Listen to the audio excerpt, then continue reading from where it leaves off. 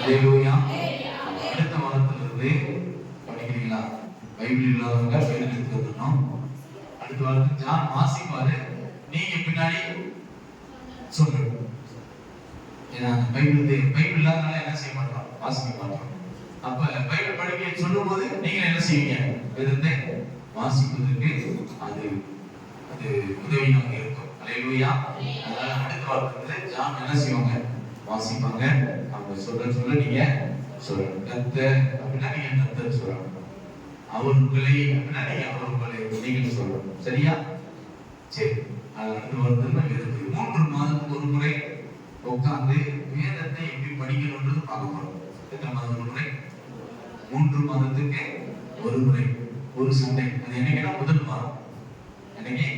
ஜனவரி, பிப்ரவரி, மார்ச்ல முதல் வாரம் உட்கார்ந்து பைபிள் படிக்கிறவங்க ஒரு ரவுண்ட் பண்ணி பைபிளை எப்படி படிக்கணும், பைபிளுடைய வார்த்தைகள், அதுல புள்ளி கமா, அந்த வார்த்தையை நிறுத்தி வாசிக்கணும், இயற்கை வாசிக்கணும், அது ஆழமா வாசிக்கணும். அப்படின்னு நிறைய இருக்கு. வேதத்தை படிக்க நிறைய விதமான காரியங்கள் இருக்கு. அதனால 3 மாதத்துக்கு ஒரு முறை நீங்க வேதத்தை எப்படி வாசிக்கணும்ன்றத சொல்லி கொடுக்கணும். அல்லேலூயா. இந்த வேதம் எப்படிப்பட்டது? சாரம் உள்ளது அப்படின்னு சொல்லுங்க. இந்த வார்த்தை என்ன இருக்குது? உயிர் இருக்குது. என்ன இருக்குது? உயிர் இருக்குது. அப்ப அந்த உயிரில் உள்ள வார்த்தைய, அந்த உயிருள்ள வார்த்தையை ஜீவனோடு கூட வாசிக்கும் போதுதான் அந்த வார்த்தை கிரியை செய்யும். அது செத்து போன வார்த்தையை என்ன செய்யக்கூடாது, வாசிக்கவே கூடாது. அதற்கு முதலாவது என்ன வேணும்னா நல்ல ஜெபிக்கணும். வேதத்தை வாசிக்கணும்னா நீ ஜெபிக்கணும். ஜெபிக்காம வேதத்தை வாசிக்க கர்த்தர் நல்ல ஸ்தோத்திரம் பண்ணணும். ஸ்தோத்திரம் பண்ணா வேதத்தை வாசிக்க முடியாது. ஏன்னா நமக்கு ஆவியானவர் அந்த வேதம் வாசிக்கிறதுக்கு அந்த கிருபையை என்ன செய்ய மாட்டாரு, கொடுக்க மாட்டாரு. அல்லேலூயா. அல்லேலூயா. அதனால நீங்க இந்த வாரத்துல கர்த்தர் என்ன சொல்றாரு, உங்களை ஸ்திரப்படுத்துவேன்னு சொல்லுங்க. எப்படி ஸ்திரப்படுத்துவாரா? எப்படி ஸ்திரப்படுத்துவார்? எது சத்தம் வந்துச்சு? வசனத்தினாலும் என்ன செய்யுது, வார்த்தைக்கு செவியோடு கேட்பது கிடையாது.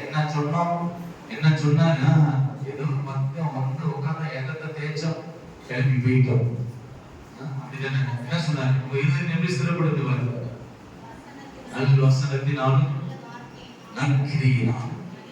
அதான் முதல் வசனம். வாக்குத்தத்தத்துக்கு அடுத்த வசனத்தை சொன்னேன். நல் வசனத்தினால ஸ்திரப்படுத்துவார், நற்கிரியினால ஸ்திரப்படுத்துவார். ரெண்டுமே இந்த நாட்டில் செய்யப்படும். அப்படின்னு சொல்லுங்க. அல்லேலூயா. வசனத்துக்கு முன்பு ஆண்டவர் உங்களை ஸ்திரப்படுத்தி சரிப்படுத்தி ஆசீர்வாதமாக, யாருக்கு ஆசீர்வாதமாக? உலகத்துக்கு ஆசீர்வாதமாக கர்த்தர் வைப்பார். அல்லேலூயா. அதுக்கப்புறம் தான் தீமையை விலக்கி பார்த்து கொள்வார். நீங்க ஸ்திரப்பட்டுட்டீங்க, ஆண்டவருக்குள்ள நீங்க வந்துட்டீங்க, ஆண்டவருக்குள்ள நிலைச்சிட்டீங்க, உங்க இருதயம் கர்த்தருக்கு ஏற்ற இருதயமா மாறிடுச்சு அப்படின்னா உங்களுக்கு ஒரு பெரிய பாதுகாப்பை கர்த்தர் கொடுக்கிறார். அல்லேலூயா. அல்லேலூயா. சரி, கர்த்தர் நல்லவர். இந்த மாதத்திலே தேவன் நமக்கு ஒரு வாக்குத்தத்தம் கொடுத்திருக்கிறார். அந்த வாக்குத்தத்தத்தை எடுத்து ஆசீர்வாதம் பெற்றுக்கொள்ள போகிறோம். அந்த முடிவிலே பந்தி இருக்கிறது. அந்த பந்தியில கலந்து கொள்ளுங்க.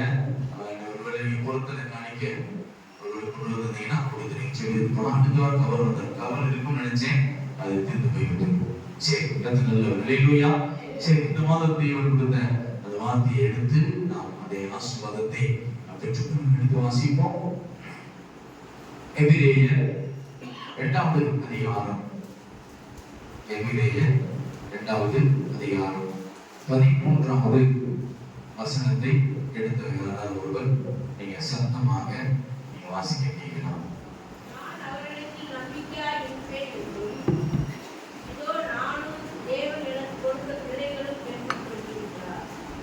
அல்லேலூயா.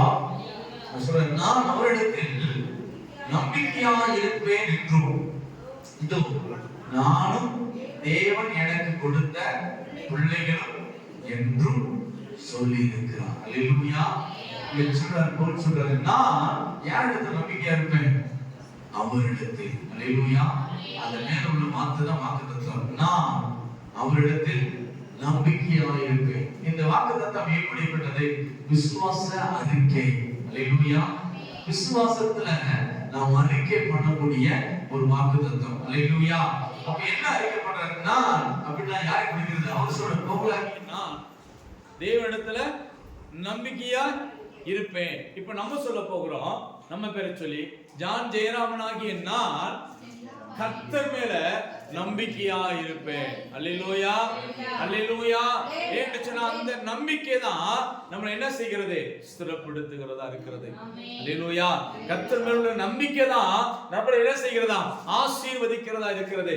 அவர் மேல் நம்பிக்கை இல்லாம அவரிடத்திலிருந்து நம்ம ஒன்றையுமே என்ன செய்ய முடியாதா, பெற்றுக்கொள்ள முடியாது என்று சொல்லுகிறது வேதம். அல்லேலூயா. நம்ம கர்த்தரை நம்பிக்கையாய் கொண்டிருக்கிற ஜனம் பாக்கியம் உள்ளது. அல்லேலூயா. அப்ப தேவன் மேல நம்பிக்கை இல்லாம, தேவனை நம்பாம நாம் ஒன்றையும் அவரிடத்திலிருந்து நாம் எதையும் பெற்றுக்கொள்ள முடியவே முடியாது. என்று சொன்னா அந்த நம்பிக்கை தான் நமக்கு நங்கூரமாய் இருக்கிறது. அல்லேலூயா. ஆமென். நாம் அவரிடத்துல நாம் நம்பிக்கை வைக்கும் போது அவர் நம்முடைய நம்பிக்கைய, அந்த விசுவாசத்தை அவர் என்ன செய்யறாரா, அந்த நம்பிக்கையை விசுவாசத்தை என்ன செய்யறாரு, வர்த்திக்கப்படுகிறார். அந்த நம்பிக்கை விசுவாசம் அவர் மத்தியில் அதிகமா என்ன செய்கிறதா, அன்பு செலுத்துவதற்கு அது ஏதுவாக இருக்கிறது. அல்லேலூயா, அல்லேலூயா.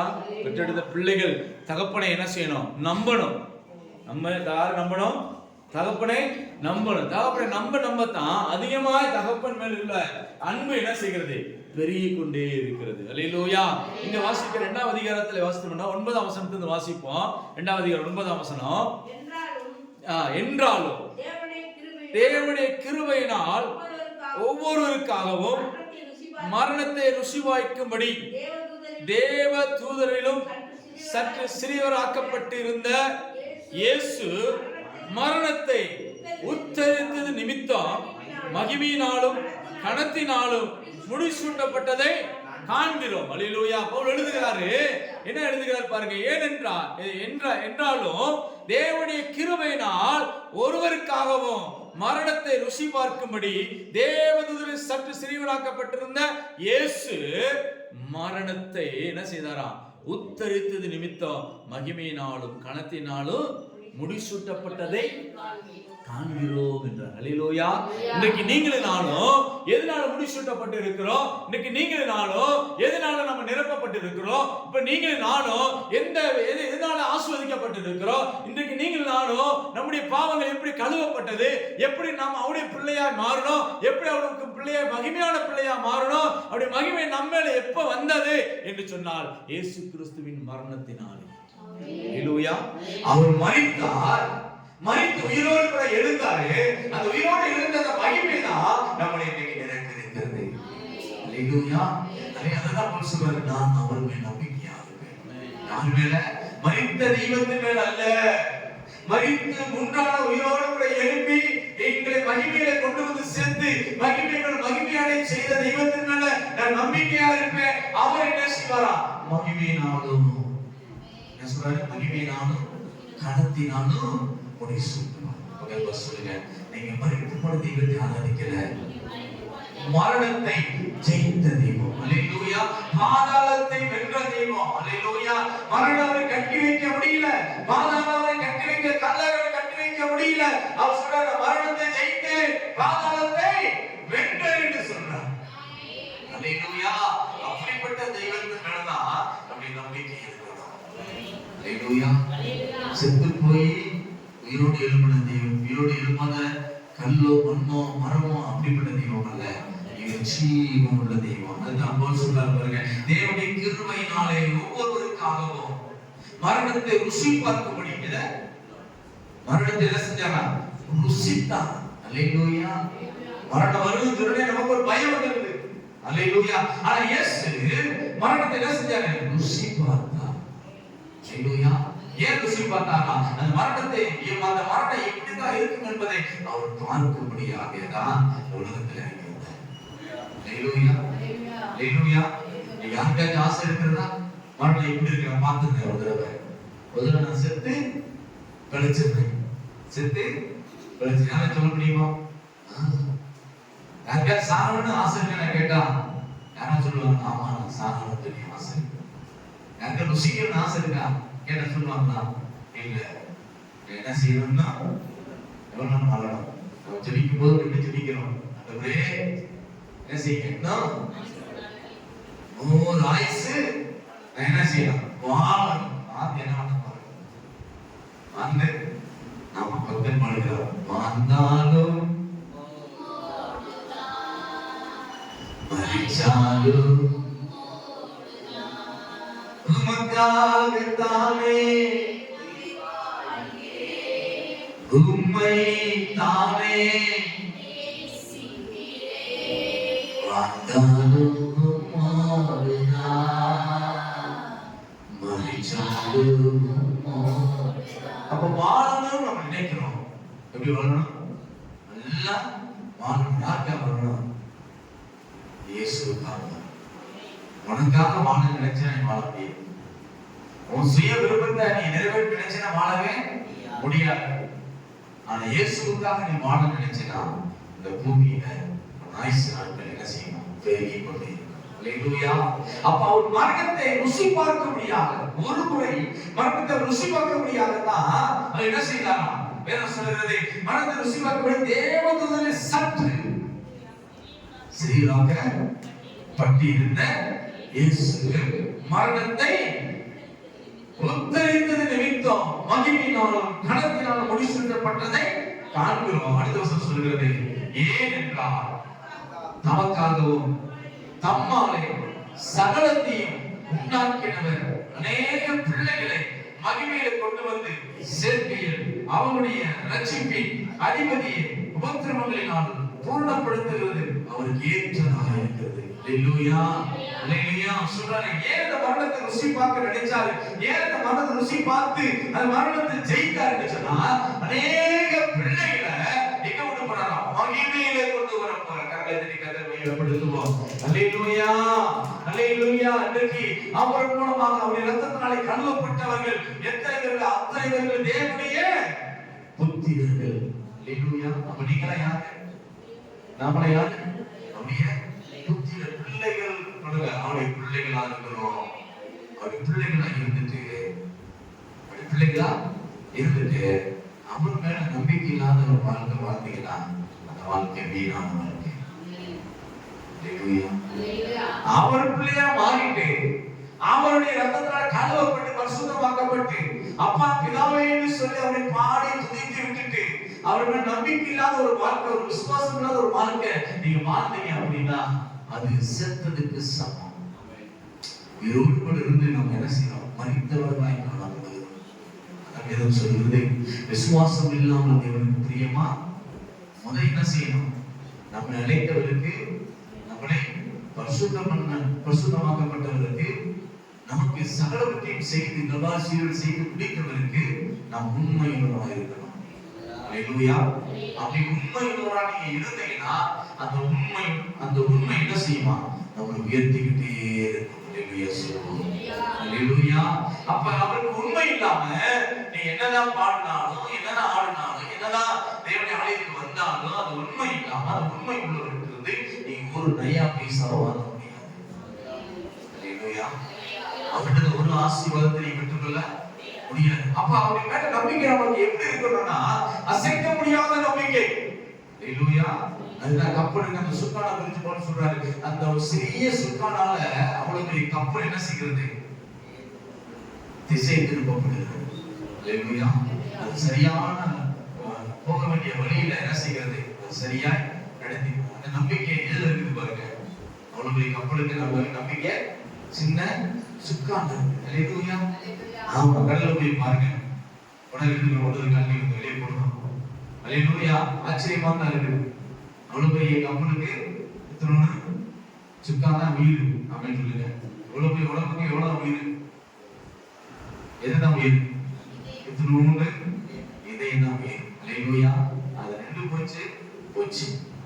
காலையில போவோம். நேற்று காலையில ஒருத்தரை பாக்குறேன். நைட் 10 மணிக்கு ஆனதான் எல்லாம் இருப்பாரு.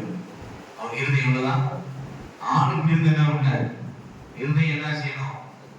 சரியா வேலை செய்யணும். அல்லேலூயா, அல்லேலூயா. அந்த ஆவியை கொடுத்த அந்த தெய்வம், அந்த ஜீவனை கொடுத்த அந்த தெய்வத்துக்கு நம்ம என்ன செய்யணும்? உண்மையா இருக்கு. நான் சொல்றேன், நான் அவரிடத்தில் நம்பிக்கையா இருப்பேன். ஏன்னு சொன்னா அவர் தான் என்ன எங்க கொண்டு போக முடியும்? மகிமையில கொண்டு போக முடியும். எந்த மகிமையில? எந்த மகிமையில? எந்த மகிமையில? வரலாற்றின் அந்த மகிமையை கொண்டு போய் நாம் எத்தனை பேர் கொடுத்துற காணிக்க எத்தனை பேர் கொடுத்துற பண்ணிருக்கீங்க?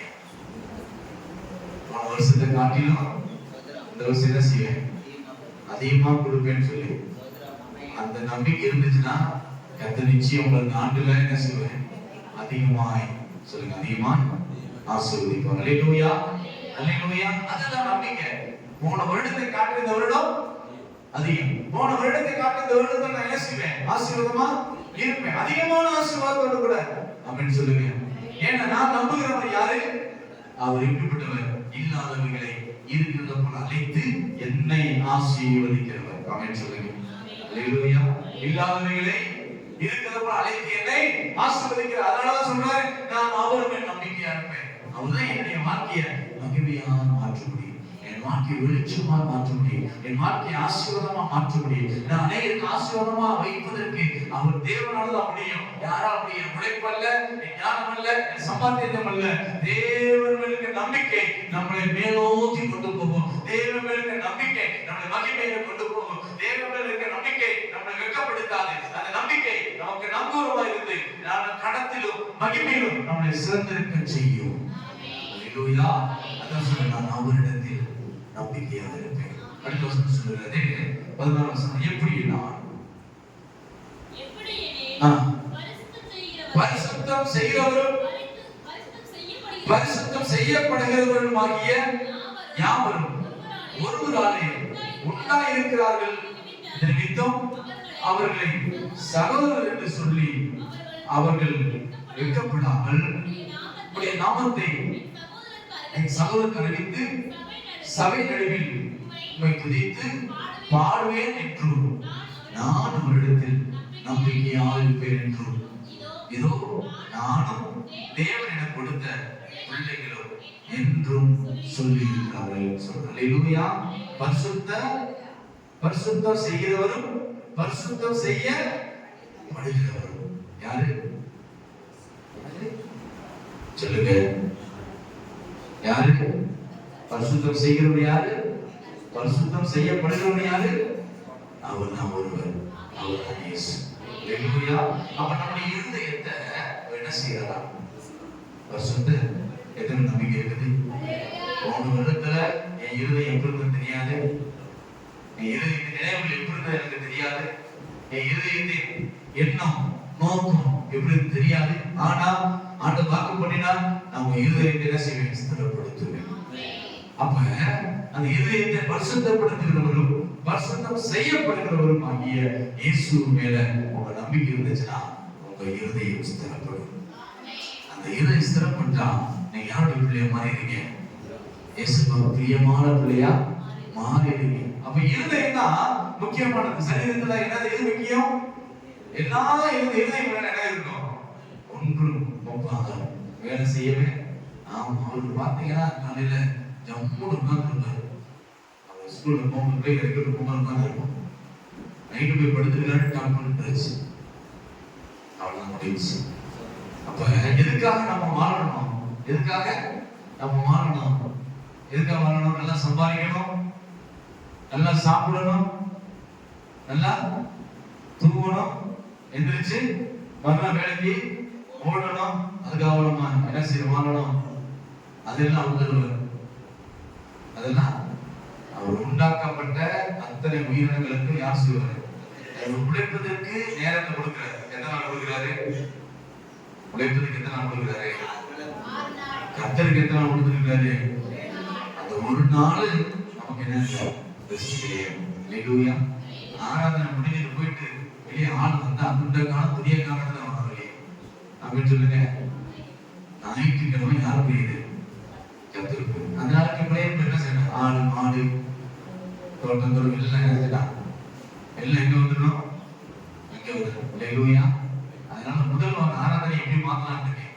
10 மணிக்கு சாயங்காலம் 4 மணி இருக்கு. அல்லேலூயா.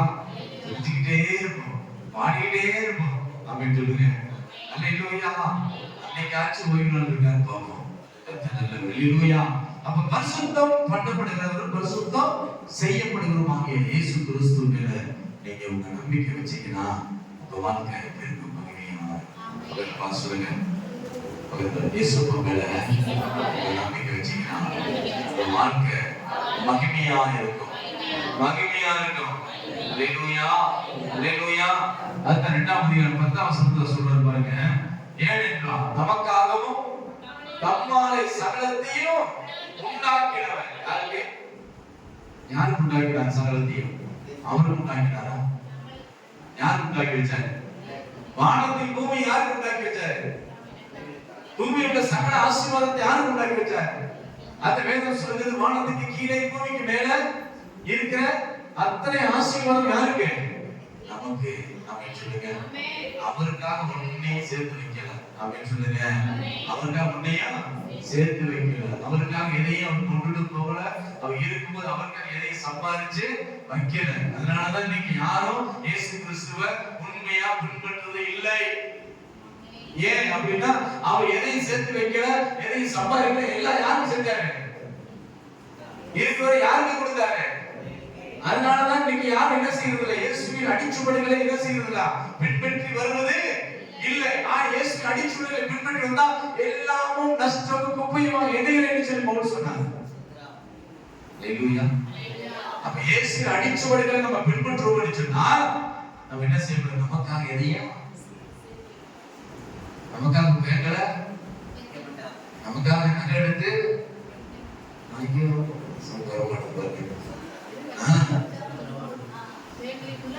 இருக்கிற நகையெல்லாம் கொண்டு வந்து அனுப்ப புதிர் போட்டு இயேசு நாமம். விசுவாசம் எவ்வளவு பெருசு நாமம். நான் ஒவ்வொரு மாசம் கேட்கிற ஒரு நகை வர மாட்டேன். அல்லேலூயா, அல்லேலூயா. அப்பா இருக்க நகை இருக்குன்னு செய்யும். ஒன்றுசியாச்சும் வரட்டும் இயேசு நாமத்தில் அடுத்த வரும். அல்லேலூயா, அல்லேலூயா. அப்ப இயேசுவை பின்பற்றுகிறோம், இயேசுவை நம்பிக்கை வைக்கிறவருடைய வாழ்க்கை எப்படிதான் இருக்கு? தனக்காக இல்ல, பிறருக்காக.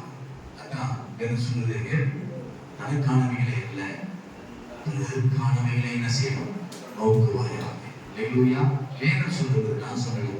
அப்ப அவர் பவுல் சொல்றாரு, அவர் மேல நான் நம்பிக்கை வைக்கிறேன், அவரை நம்பிக்கையா இருக்கிறேன்னு சொன்னா என்ன அர்த்தம்? எனக்காக வாழாமல், எனக்காக எல்லாவற்றையும் எல்லா நாட்களும் எனக்காக ஓடாமல் பிறருக்காக. அல்லேலூயா. என்னை பரிசுத்தம் பண்ணப்பட்டவர், பரிசுத்தம் செஞ்சவரை நான் என்ன செய்யணும்? நீங்க சொல்லணும். அதுதான் பிறருக்காக, தனக்காக அல்ல, பிறருக்காக. அதுதான் என்ன வாழ்க்கை? கிறிஸ்துவ வாழ்க்கை. எனக்காக வாழாமல் பிறருக்காக வாழ்வதுதான் கிறிஸ்துவ வாழ்க்கை. அல்லேலூயா. அந்த நாட்களில் கிறிஸ்தவர்கள் அவங்க வாழ்க்கையில எப்படி இருந்ததா? தனக்காக இல்லாம பிறருக்காக தன்னை அர்ப்பணித்து காடுகள் மேடுகள் ஓடி.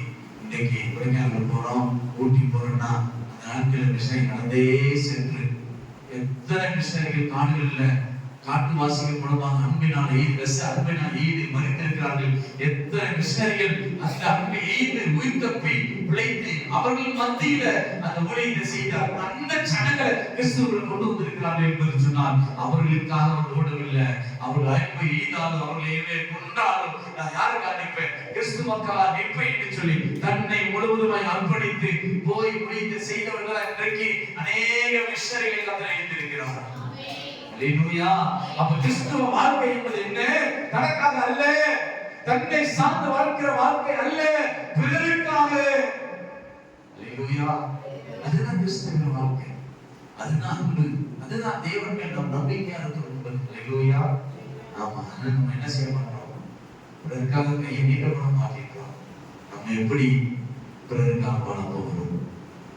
இன்னைக்கு பிள்ளைகளுக்கு கல்யாணம் முடிச்சு பிள்ளைகளுக்கு வந்துட்டு பிள்ளைகளுக்காக ஒரு ஓட்டமே பயங்கரமா இருக்கு அப்படின்னு சொல்லுங்க. பிள்ளைகளுக்காக நீங்க என்ன செய்யாதீங்க, ஓடாதீங்க. யாருக்கா ஓடுங்க? கர்த்தருக்காக ஓடுங்க. கர்த்தர் உங்க பிள்ளைகளை சொல்லுங்க. என்ன சொல்லு வாசிங்க, 13ஆம் வசனம். நான் அவரிடத்தில் நம்பிக்கையா இருப்பேன் என்றும் இதோ நானும் தேவன் எனக்கு கொடுத்த பிள்ளைகள். நானும் தேவன் எனக்கு கொடுத்த பிள்ளைகளை யாரெல்லாம் சார்ந்திருக்கணும்? கர்த்தரை தான் சார்ந்திருக்கணும். அல்லேலூயா, அல்லேலூயா. அப்ப நீ ஓடுறீனா, நீ கர்த்தருக்காக வைராக்கியமா ஓடுறீனா, கர்த்தர் உங்க பிள்ளைகளை எங்க ஓட வைக்கிறாரா? மகிமையினாலும் கனத்தினாலும் உன்னை சுத்தி உங்க பிள்ளைகளை எல்லாருக்கும் முன்பாக தேவன் உயர்த்தி வச்சிருப்பார். அந்த ஆசீர்வாதத்தை பிள்ளை பெற்று நாம பார்க்கணும். ஆமென். நம்ம சும்மா ஜோம் பண்ண பார்த்தாரு பிள்ளைகளை பார்த்து போடாத போனி என்னை கருதுவான், நீ ஆசீர்வதிப்பா, சிறுகளுக்குள்ளே ஆசீர்வதிக்கப்பட்ட சொல்லலாம் பார்த்தாரு, ஜோம் பண்ண பார்த்தாரு. பிள்ளைகளை அந்த கிறிஸ்துவ வாழ்க்கைக்குள்ளாக மனசை நடத்தணும். அல்லேலூயா. அதான் சொல்றேன், நானும் தேவனிடம் கொடுத்த பிள்ளைகளும் யாரும் அங்க இருப்போம். பிள்ளைகளுக்கு நீங்க வாங்கி கொடுக்காதீங்க. இயேசு உன்னை கேளுன்னு சொல்லுங்க. உனக்கு என்ன வேணும் இயேசு கிட்ட. அல்லேலூயா. அல்லேலூயா. அவர் உனக்கு என்ன செய்வார்? கொடுப்பாரு. அல்லேலூயா. அல்லேலூயா. அல்லேலூயா. அது எபிரேயர் 11ஆம் அதிகாரம், எபிரேயர் 11ஆம் அதிகாரம் 1-4 வசனங்களை வாசித்து படிச்சோம்னால் அங்க பவுல் சொல்கிறார். 11ஆம் அதிகாரம் 1-4 வாசிப்போம். விசுவாசமானது என்னது? விசுவாசம் நம்பும். யாரு நம்பும்? யாரு நம்பும்? விசுவாசம் நம்பும். யாரு நம்பும்? படைத்தவரை நம்பும். யாரு நம்பும்? விசுவாசம் உனக்கு இருக்குன்னா உன்னை படைத்தவர் யாரு? உன்னை படைத்தவர் அவரை என்ன செய்யும்? அவரை நம்பாம உன்னை நீ நம்புறதுனாலதான் அந்த விசுவாசம் உறுதியா என்ன செய்யப்படுது? நிக்க மாட்டேங்குது. எங்க நிக்க மாட்டேங்குது? எங்க நிக்க மாட்டேங்குது? அந்த கிறிஸ்துவ வாழ்க்கைக்குள்ளாக நம்மளால என்ன செய்ய முடியல? நிக்க அசைக்கப்படுகிறது. அல்லேலூயா. ஆவி விசுவாசம் என்ன செய்கிறது? அசைக்கப்படுகிறது. விசுவாசம் என்ன செய்யும்? உறுதியா நிக்கும். அசைக்கப்படும் போது விசுவாசம் என்ன செய்யும்? உறுதியா நிக்கும். எப்படி நிக்கும்? நீ படைத்தவர் மேல நீ விசுவாசம் வைக்கும் போது, படைத்தவர் மேல நம்பிக்கை வைக்கும் போது, நீ அசைக்கப்பட்டாலும் அசைக்க உடனே விசுவாசம் அசைச்சு பார்த்தாலும் அந்த அசைப்பட விசுவாசம் எப்படி நிக்கும்? உறுதியா நிக்கும். எப்படி நிக்கும்? உறுதியா நிக்கும். நம்பப்படுகிற உறுதியும் காணப்படாத நிச்சயம். என்ன காணப்படாது? இந்த விசுவாசத்துல நீ உறுதியா நிக்கிறீங்க பாருங்க. எதுல? படைத்தவரை நோக்கி. எதற்காக? தேவைக்காக, குடும்பத்தின் காரியங்களுக்காக, பிள்ளைகளுடைய எதிர்காலத்துக்காக அந்த விசுவாசத்தோடு நீங்க படைத்தவரை நோக்கி பார்க்கும் போது, அந்த விசுவாசத்தை உறுதியா நிற்கும் போது அந்த காணப்படாத ஆசீர்வாதம். என்ன ஆசீர்வாதம்? காணப்படாதவங்களை என்ன நீங்க நினைக்கிறீங்க பாருங்க. நீங்க உங்க மைண்ட்ல செட் பண்ணி வச்சிருக்கீங்க பாருங்க. இதெல்லாம் நடக்கணும், இப்படி நடக்கணும், இதெல்லாம் எனக்கு வரணும், இதெல்லாம் எனக்கு நடக்கணும், இப்படிலாம் பிள்ளைகளை வச்சிருக்கணும், என் பிள்ளைங்க இப்படிலாம் ஆசீர்வதிக்கப்படணும். இதெல்லாம் காணப்படாத ஆசீர்வாதம். இதெல்லாம் என்னது? காணப்படாத ஆசீர்வாதம். அந்த காணப்படாத ஆசீர்வாதத்தை நீங்க எப்ப பெற்றுக்கொள்ள முடியும்னா அந்த விசுவாசத்துல நீங்க உறுதியா நிற்கும் போது, விசுவாசத்துல உறுதியா நீங்க தரித்திருக்கும் போது அந்த காணப்படாத ஆசீர்வாதம் எல்லாம் யாருக்கு சேர்த்து வரும்? யாருக்கு வரும்? சொல்றது கூட வாங்கி வைக்கிறது பாருங்க. சாப்பாடு செஞ்சு வச்ச, பிரியாணி செஞ்சு வச்சு தின்றதுக்கு என்ன செய்யுது? அதை எடுத்து வாங்கி வைக்கிறது கூட அவ்வளவு சோம்பேறிதான். அப்ப எல்லாத்தையும் விட்டு கொண்டு வச்சிருக்காரு. அப்படிதான் வேலை சொல்லுது. அற்ப விசுவாசிகளை சொன்னாங்க. அற்ப விசுவாசிகளை என்ன சொன்னாரு? யாரை பத்தி சொன்னாரு? அற்ப யாரை பத்தி சொன்னாரு? யாரை பத்தி சொன்னாரு? காற்றும் கடலும் கொந்தளிக்கிறது பார்த்து என்ன செய்றீங்க? பயப்பட்டீங்க. ஐயோ மழை அடிக்குது, புயல் அடிக்குது. அற்ப விசுவாசி. காற்றையும் கடலையும் அடக்கணவர் யார் நம்மோடு கூட இருக்கா என்பதை மறந்துடணும். அவன் சொல்லுங்க, பிரச்சனை வந்த உடனே, போராட்டம் வந்த உடனே, நெருக்கு வந்த உடனே, ஏதோ குடும்பத்தில் ஒரு சம்பவம் நடந்த உடனே ஐயோ அப்படின்னு ஒரு பதட்டம். பதட்டத்துல யார் மறந்துடுது? நாம் இயேசுவை இன்னைக்கு எப்படி போட்டு தெரியுமா? ஒரு சட்டை போல சட்டையை மாட்டிருக்கணுமே யார் வந்துடுறாரு? இயேசுவ ஆலைக்கு வந்ததுமே யார் வந்துடா? சட்டை எடுத்து போட்டுட்டு வெளியே வந்ததுமே சட்டை போட்டது மாதிரி நீங்க இயேசுவ என்ன செஞ்சிருக்கிறோம்? வச்சிருக்கேன். சட்டையை போட்டா இயேசு வந்துடுறாரு. சட்டையை கட்டிட்டா என்ன செஞ்சிடறாரு? இயேசு போயிடுறாரு. அல்லேலூயா. நீங்க ஆலயத்துக்கு வந்தாதான் ஒரு சிலருக்கு என்ன செய்யுது? இயேசு இருக்கிறார் என்பது தெரியுது. அப்பதான் என்ன செய்யும்? வாயெல்லாம் திறக்கும், அபிஷேகம் வரும். ஆலயத்துக்கு வெளியே போயிட்டா யார் வந்துருது? காசு வந்துருது. யார் மறந்துடும்? இயேசு மறந்துடும். அல்லேலூயா. நீங்க அப்படிதான் மாறணும். அப்படித்தானே? ஆலயத்துக்கு வந்தா தான் யாரை பார்க்கணும்? இயேசு பார்க்கணும். ஆலயத்துக்கு போயிட்டா தனக்காகவே விட ஆரம்பிச்சோம். அப்படி அல்ல வாழ்க்கை. எப்பொழுதும் இயேசு அவர்கள் இருக்கிறார். நாளைக்கு வந்தால்தான் ஆண்டவர் ஆராதிப்பேன், நாளைக்கு வந்தால்தான் ஆண்டவர் இருக்கிற நம்பிக்கை. அப்படி இல்லை.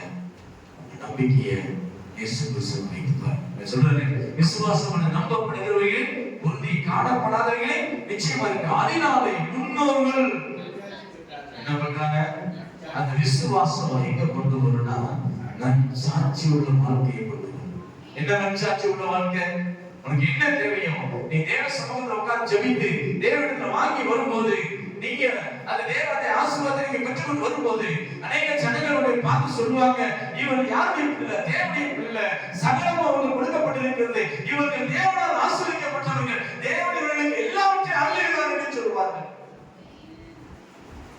நான் மனிதத்தில் நீ சொல்ல சொன்னா நாம் விற்கப்பட்டவர்களாக இன்னும். அப்ப நீங்கள் தேவனிடத்தில் என்ன செய்யுங்க? கேளுங்க. அந்த விசுவாசம் தேவனிடத்திலிருந்து ஆசீர்வாதம் என்ன செய்யும்? இழுத்து கொண்டு வரும். அதுதான் நம்பப்படுகிற உறுதி, காணப்படாதவனிய நிச்சயமாக. காணப்படாத ஆசீர்வாதம் என்ன ஆசீர்வாதம்? இதற்கு நமக்கு கொடுக்கப்படுகிற ஆசீர்வாதம் அது நம்ம கண்ணால் பார்க்க முடியாது, ஆனால் தேவனிடத்திலிருந்து அது வரும். அல்லேலூயா. இன்னைக்கு சாதாரண மனுஷனாக நம்ம பார்க்கிறோம், ஆனா தேவன் அவங்களை மகிமையில கொண்டு செல்வார். அல்லேலூயா. நான் பிறந்த நாட்களிலே ஸ்கூல்ல படிக்கும் போது நான் ஒரு அற்பமாக எண்ணப்பட்ட ஒரு மனுஷன் தான். அப்பெல்லாம் பாத்தீங்கன்னா நல்ல நோட்ஸும் கிடையாது, ஒரு சாக்கு போய் எடுத்துக்கிட்டு உசல் படிக்க வருவோம் ஸ்கூலுக்கு. அப்ப பார்த்தவர்களுடைய கண்கள் எல்லாம் நாங்க எப்படிப்பட்டோம்? அழுக்கானவர்களாக, ஒதுக்கப்பட்டவர்களாக, தள்ளப்பட்டவர்களாக தெரியும். ஏன்னா அந்த அளவுக்கு என்ன வசதி இல்ல. ஆனால் இந்த வாழ்க்கை காணப்படாத வாழ்க்கை. இந்த வாழ்க்கை இன்னைக்கு நான் உங்களுக்கு பேசிக்கிட்டு இருக்கேன். இந்த வாழ்க்கை, இந்த ஆசீர்வாதம் இப்படி எல்லாம் வரும்போது நம்ம என்ன செய்யலாம்? காணல.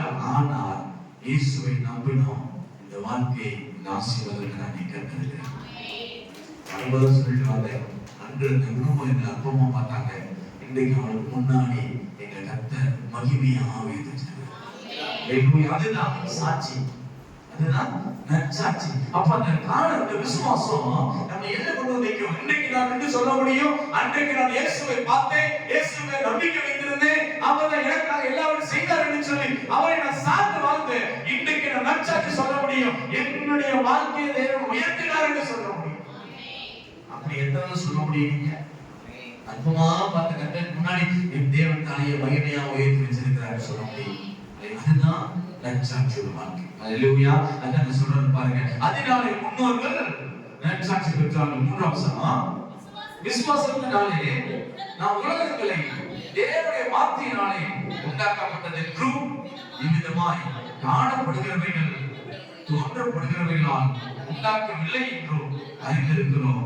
விசுவாசத்தினாலே ஆபேல் காயனுடைய பலியிலும் மேன்மையான பலியை தேவனுக்கு செலுத்தினார். அதனாலே அவன் எப்படி சாட்சி பெற்றானா? முதலாவது அந்த விசுவாசம் நம்மள சாட்சி உள்ளவர்களாக யாருக்கு முன்னாடி அற்புதமாக, நீசனாக, கேவலமாக பார்த்தவர்கள் முன்பாக அந்த விசுவாசம் நம்மளை சாட்சியில கொண்டு வந்து நம் மூலமாக ஆண்டவர் அவர்களோடு கூட பேசுவோம். நீ பேசுறது அவசியம் இல்லை, நீ போய் நின்றாவே போதும். இயேசுவை ஏற்றுக்கொண்ட நாட்கள் இருந்து இந்த நாள் வரை என் வாழ்க்கை எப்படி இருக்குது, அந்த வாழ்க்கை எப்படி அந்த சாட்சி சொல்ற நீ அந்த அற்பமாய் எண்ணப்பட்டவர்களுக்கு முன்பாக போய் நிற்கும் போது அந்த வாழ்க்கையே சாட்சியா பேசும். இரண்டாவது, அந்த வாழ்க்கை நம்முடைய விசுவாசம் நம்ம நேசிக்கிறது நீதிமானாக சாட்சி. அவர் நீதிமான் என்று சாட்சி பெற்றால் அவருடைய காணிக்கைகளை குறித்து தேவன் அதுதான் சொல்றேன். நீங்க விசுவாசத்துல விதைக்காத எந்த காணிக்கையும் சாட்சி கொடுக்கிற விசுவாசத்துல விதைக்காத கொடுக்காத எந்த பணமும் காணிக்கையும் தேவனிடத்துல சாட்சிய கொண்டு வராது. அதுதான் ரெண்டு பேருடைய வித்தியாசத்தை பார்த்தோம். ஒருத்தன் தன்னிடத்துல இருந்து நிறைய பணத்திலிருந்து கொண்டு வந்து கொடுக்கிறான். விதவை 2 காசு கொண்டு வந்து படைக்கிறான். ரெண்டுக்கு வித்தியாசம் என்ன? அவன் இருக்கிறது நிறைய கொண்டு வந்து கொடுத்தான், இல்லாதவைகளில் இருந்து எடுத்து கொண்டு வந்து கொடுத்தான். அல்லேலூயா, அல்லேலூயா. இருக்கிறதுல கொடுக்கிறது அது தேவனுக்கு மகிமை கொண்டு வராது. இல்ல இவ்வளவுதான் இருக்குது, நான் கர்த்தருக்கு கொடுப்பேன், என்னை ஒரு ஆசீர்வதிப்பார். அல்லேலூயா. நான் சொல்றேன், நீங்கள் அப்படி விதைத்திருந்த அந்த ஆண்டுல கர்த்தர் அவர் மேல நீங்க நம்பிக்கை இருக்கிறபடினாலே உங்களை அபரீதமான ஆசீர்வாதத்துல நடத்த போறாரு. இந்த ஆண்டின் முடிவில் அநேக சாட்சிகளை இந்த கர்த்தர் முன்னாடி கொண்டு நிறுத்த போறாரு. விசுவாசிக்கிறவர்கள் சொல்லுங்க. அப்ப நீதிமானுக்கு சாட்சி எப்ப கொடுக்கப்படும்? நான் அவர் கொடுத்த எல்லா ஆசீர்வாதத்திலும் நான் நீதியை செய்தேன், நீதிப்படி செய்திருக்கிறேன். அவர் கொடுத்த படைத்த அவர் எனக்கு அருளின அத்தனை ஆசீர்வாதத்திலிருந்து தேவனுக்கு உண்மையான கொண்டு செலுத்துறேன். அவர் உண்மையை உயர்த்தினாரு. அதுதான் அவர் மேல் வைத்திருந்த நம்பிக்கை. அந்த நம்பிக்கைக்கு சாட்சியாக இந்த ஆலயத்தோடு நிற்கிறேன் சொல்லி நம்ம சாட்சி சொல்றோம். அல்லேலூயா. கொடுத்ததற்கு மேலாக தேவன் பேசுகிறார், கொடுக்க வைக்கிறார். அதுதான் அவருடைய நம்பிக்கை. நம்முடைய நம்பிக்கை எப்படி இருக்கும்? கொடுத்ததற்கு மேலாக தேவன் கொடுக்கிறார். ஆமென் சொல்லுங்க. அல்லேலூயா. ஆமென். அடுத்த வருஷம் காணிக்கைகளை குறித்து தேவன் என்ன செய்தாரா? சாட்சி கொடுத்தார். அவன் மறைத்தவன். இன்னைக்கு ஜோமன சொன்ன போது எதை சொல்றான்? எந்த விஷயத்துக்கு காணிக்கை ஜோமனா எதை சொல்றோம்? விசுவாசத்துல ஆபேல் காணிக்கை காயினுடைய பலிகளிலும் மேன்மையான பலியை தேவனுக்கு செலுத்தினான். அதுதான் இன்றைக்கு பேசுகிறது. எல்லா நிலையிலும் அவர்கள் மேன்மையான காணிக்கை தேவனுக்கு. அவருடைய பிச்சைக்காரரா இல்ல நெஞ்சில் நம்மளுக்காரா? உங்களுக்கு காசு வாங்கி அவன் சாப்பிடுறதுக்கு இல்ல. அந்த விசுவாசத்தை ஸ்திரப்படுத்தும், அந்த விசுவாசத்தை உங்களிடத்துல பார்ப்பதுக்கு தான் தேவன் என்ன செய்யறாரு? கொடுங்கன்னு சொல்றாரு. அல்லேலூயா. எதை பார்ப்பதற்கு? என் மேல எவ்வளவு பண்ணிக்கிறீங்களா, என் மேல எவ்வளவு நம்பிக்கை வச்சிருக்கீங்க அப்படின்றத பார்ப்பதுக்கு தான் தேவன் என்ன செய்யறாரு? சோதித்து பார்க்கிறார். நீங்க கொடுக்கணும்னு அவசியம். அவர் எப்படி விடுவாரு? ஐஸ்வர்ய சம்பரகர்கள் சொல்லுங்க.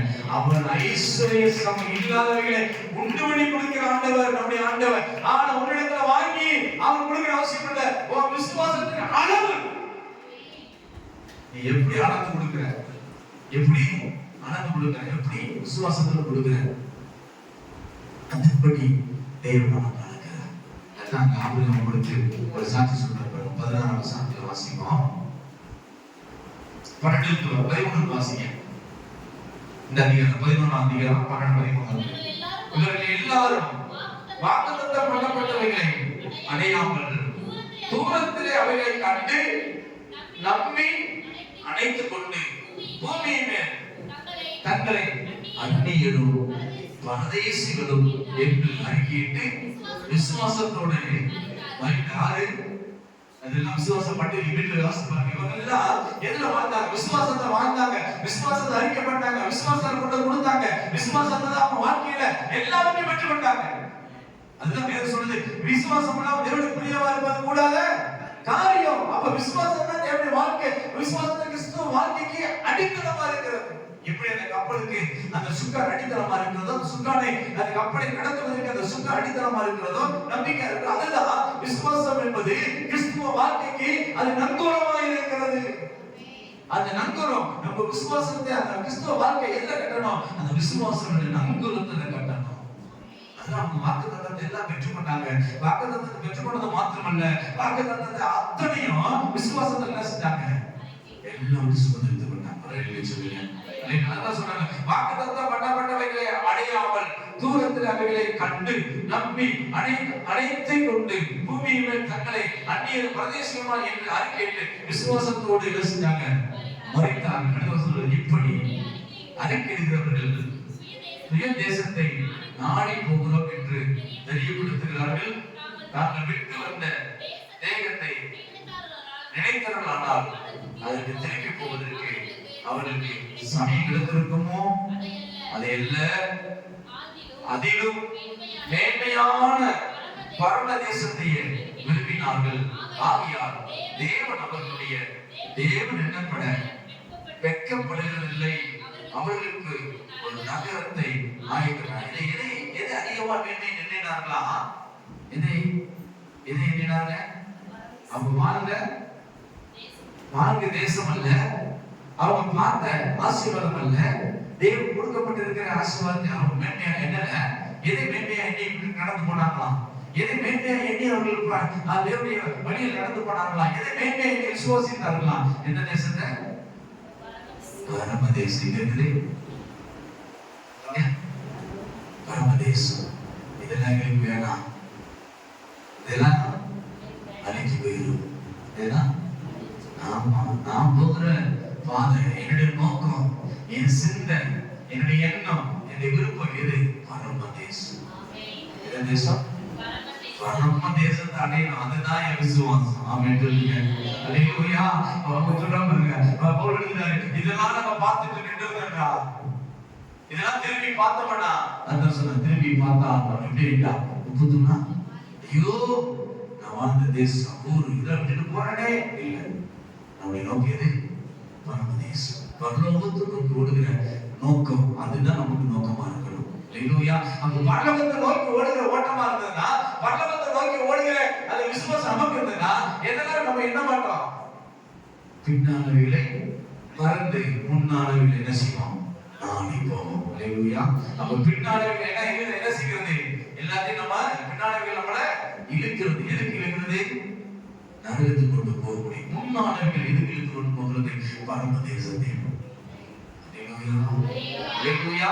அதான் சொல்றாங்க, விசுவாசத்தை வாழ்ந்திருக்கிற, விசுவாசத்தை எல்லாத்தையும் பெற்றுக்கொண்டோம். விசுவாசத்தை எங்களுக்கு முக்கியம், கடவுளை நம்பிக்கை தான் முக்கியம். எதை நோக்கி நம்ம பிரயாணம் பண்ணுகிறோம்? எதற்காக கிறிஸ்துவ வாழ்க்கை வாழ்றோம்? எதற்காக கழுவப்பட்ட சுத்திகரிக்கப்பட்டோம்? எதற்காக நீதிமாக்கப்பட்டோம்? பரமதேசத்தை அடையபடியாக.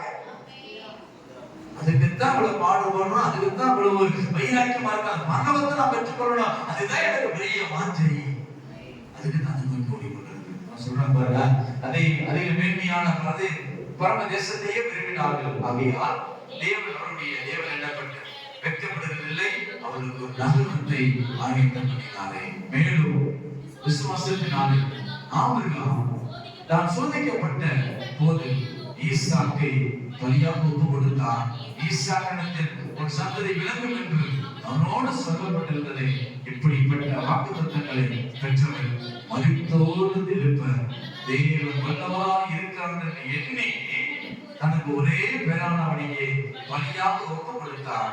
மரித்தோடு அவனை பாவனையாக திரும்பவும் பெற்றுக் கொண்டார். கொடுத்தார். எப்படி கொடுத்தார்? விசுவாசத்துல கொடுத்தார். மறுபடியும் என்ன செய்யணும்? பெற்றுக்கொண்டார்.